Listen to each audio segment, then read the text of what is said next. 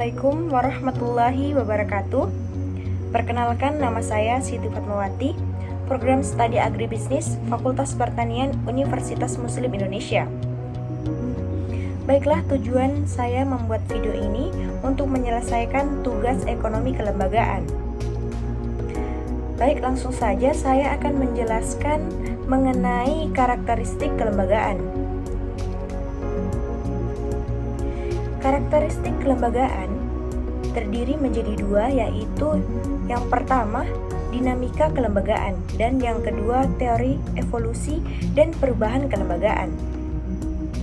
Arti dari kelembagaan itu sendiri yaitu aturan main yang berlaku dalam masyarakat yang disepakati oleh anggota masyarakat tersebut sebagai suatu yang harus diikuti dan dipatuhi, dengan tujuan terciptanya keteraturan dan kepastian interaksi antara sesama anggota masyarakat.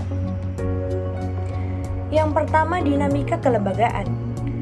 Dinamika kelembagaan atau institusi bersifat dinamis, keadaan di mana suatu komunitas selalu berubah, beradaptasi terhadap perubahan yang terjadi dalam komunikasi tersebut.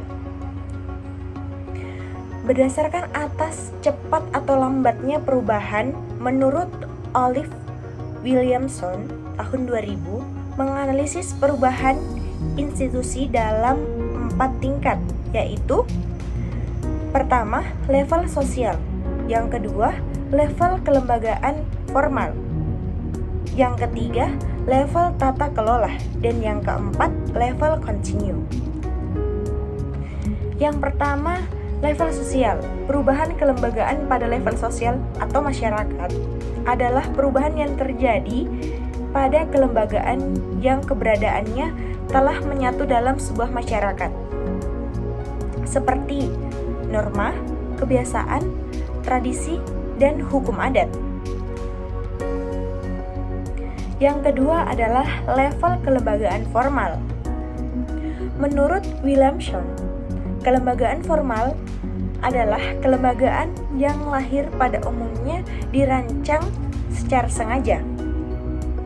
Yang ketiga, level tata kelola.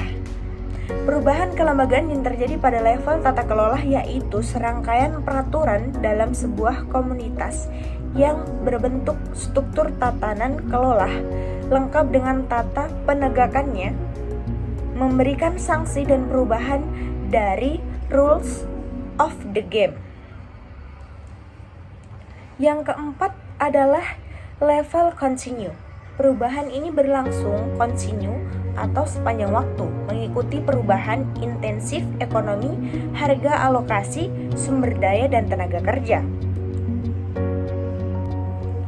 Profesor Ashram 1990 menegaskan 3 level perubahan kelembagaan, yaitu operasional yang berada pada yang pertama, level operational coach, yang kedua, level collective coach rule, yang ketiga, level constitutional rules.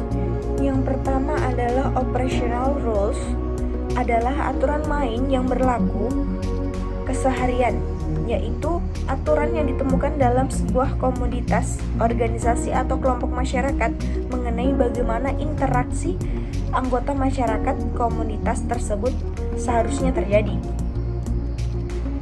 Yang kedua, kolektivitas coach rules, yaitu aturan mengenai bagaimana operational rules dibuat atau diubah, siapa yang dilakukan perubahan, dan kapan perubahan tersebut harus berlangsung.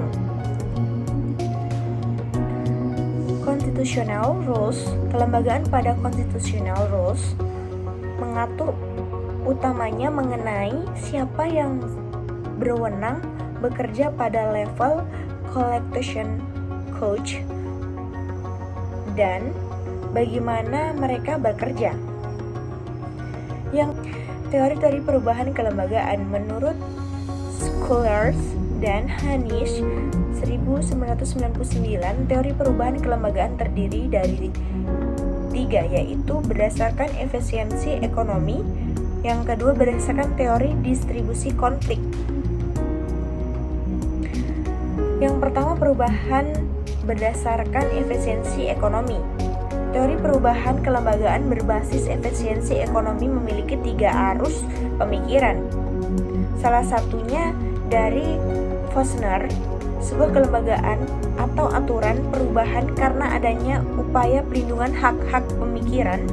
Artinya, seseorang ataupun anggota masyarakat yang terdorong membuat sebuah aturan tujuan utamanya ada untuk melindungi hak-hak kepemilikan dari gangguan yang datangnya dari luar. Contoh, pembuatan perdana tentang pengolahan sumber daya air atau tanah merupakan tindakan yang disengaja, tapi lahirnya sebuah kebutuhan adanya perdana tersebut bersifat spontan. Bagaimana respon terhadap situasi yang berkembang? Contoh perubahan harga relatif faktor produksi akan mendorong pihak yang terlibat dalam transaksi melakukan negosiasi untuk mencapai kesepakatan baru. Berdasarkan distributional conflict theory. Teori ini berdasarkan atas asumsi bahwa setiap aktor adalah sebuah area atau komunitas yang memiliki perbedaan kepentingan dan kekuatan. Baiklah, itu tadi penjelasan saya. Lebih dan kurangnya mohon dimaafkan. Wabillahi taufiq wal hidayah. Wassalamualaikum warahmatullahi wabarakatuh.